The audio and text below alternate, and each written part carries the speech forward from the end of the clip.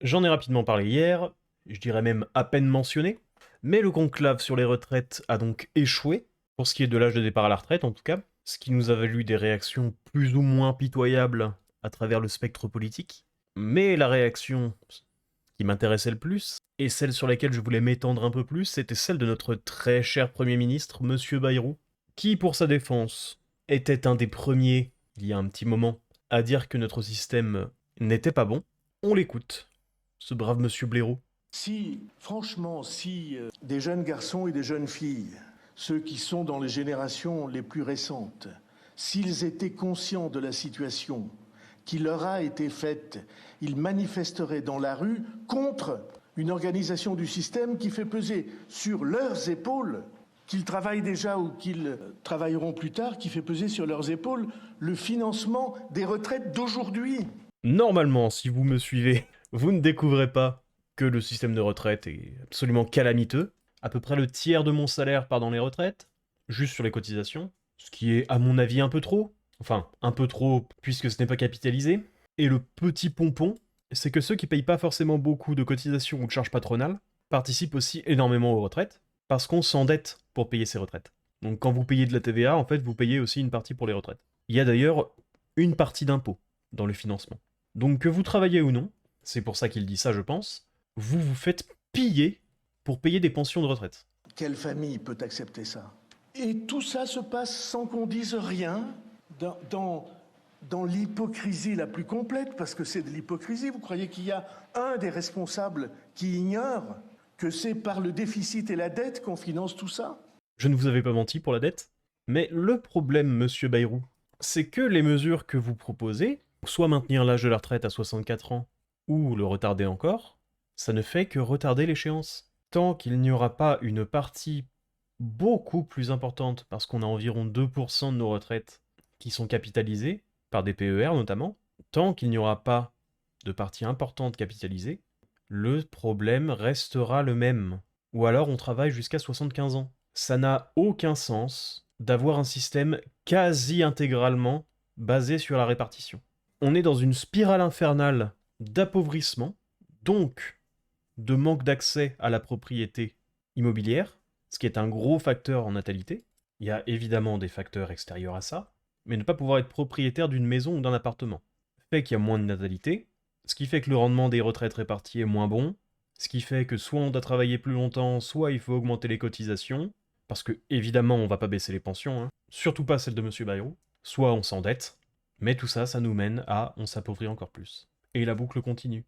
Donc c'est très bien d'avoir identifié le problème, bravo, mais il s'agirait d'avoir une bien meilleure solution que ça. Pardon de cette expression un peu forte. Ah là c'est vrai qu'il a tout donné. J'ai eu des sueurs froides, je m'inquiétais presque, j'ai eu peur qu'il me saute dessus à travers l'écran là, Monsieur Bayrou. Ça m'indigne. Je trouve que cette irresponsabilité est d'abord une immoralité. Complètement. Comme je viens de le démontrer, je suis le premier à me foutre de la gueule de M. Bayrou en général, surtout pour son grand niveau d'énergie.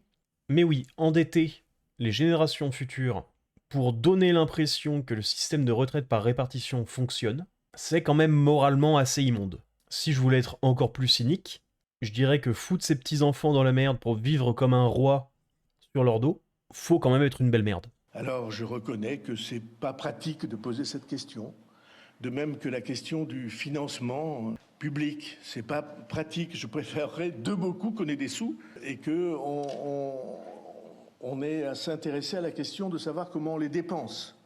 C'est ce qui Monsieur Bayrou, vous êtes Premier ministre. C'est vraiment très mignon de faire comme si on était à l'Assemblée et que vous étiez l'opposition, mais vous êtes Premier ministre, Monsieur Bayrou. C'est l'occasion, en étant de la meilleure foi possible, et en se disant que les politiques des 50 dernières années n'étaient pas les siennes, et qu'il n'était pas d'accord avec ce qui a été fait pour nous endetter tout ça, eh bien si c'est vraiment le cas, maintenant c'est le meilleur moment. Mais là, ça fait quoi? Ça fait 6 mois qu'il est Premier ministre. À part entendre dès il va falloir que tous les Français fassent des efforts, juste après les il y aura pas d'augmentation d'impôts, j'ai pas entendu grand chose, monsieur Bayrou. Donc mon brave François, si tu veux absolument faire une économie de 40 milliards d'euros en un an, ce qui, je le répète, je le répéterai toujours, je ne le répéterai jamais suffisamment, mais 40 milliards par an, c'est pas assez. Si vous voulez, monsieur Bayrou, Inspirez-vous de cette petite liste. Il y a 408 milliards d'euros dans cette liste. Vraiment, allez-y, régalez-vous. Grosse priorité sur les points 9 et 10, s'il vous plaît. Qui a été fait depuis quelques décennies, et vous m'accorderez que je me suis engagé très tôt, tout seul, contre cette fatalité. Comme je disais tout à l'heure, on peut pas lui retirer. C'était un des premiers à dire que le système était mauvais. Mais là, alors je sais pas si c'est la fatigue après ma journée de travail, ou si c'est Monsieur Bayrou, qui est vraiment l'homme le plus barbant de l'histoire de France, mais je n'ai rien ressenti. J'étais mort à l'intérieur devant cet extrait. Mais avec ces gens-là, en fait, je suis à mi-chemin entre l'apathie complète et l'indignation permanente. En fait, je sais qu'ils se foutent de ma gueule, qu'ils font absolument tout pour leur rendre d'argent public. Je veux dire, vraiment, si on veut économiser 40 milliards en un an, encore une fois, c'est pas assez, mais c'est enfantin. C'est pas possible de ne pas le faire. Juste les agences et doublons et l'aide au développement, les points 9 et 10, c'est 45 milliards. Si on prend le point 12, les formations administrées par Pôle emploi, enfin France Travail, pour dire que les gens ont fait des formations, et suppression du pass culture, des subventions cinéma, CNC, tout ça, et les médias, évidemment, on passe à 61 milliards. C'est pas possible qu'ils aient le bien de la France en vue. C'est pas possible. Je refuse de croire qu'ils soient si mauvais quand même. Et pour les retraites en elles-mêmes, j'en ai parlé hier déjà. Mais regardez-moi cette répartition du budget des retraites, sans mauvais jeu de mots.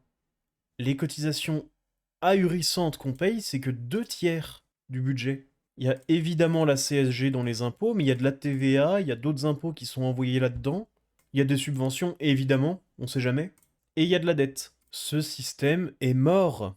Il met juste un peu de temps à se décomposer. Avant que la BCE ou le FMI arrivent, si vous avez le bien de la France comme objectif, il faut réaliser ça. Plafonnage des retraites à la Suisse, pour faire en sorte de payer au maximum la moitié de ce qu'on paye actuellement, et transition à la capitalisation. C'est une question de vie ou de mort pour l'économie de notre pays. Si la vidéo t'a plu, n'hésite pas à t'abonner, à regarder une autre vidéo, à faire un petit passage sur la chaîne principale, à liker et à commenter.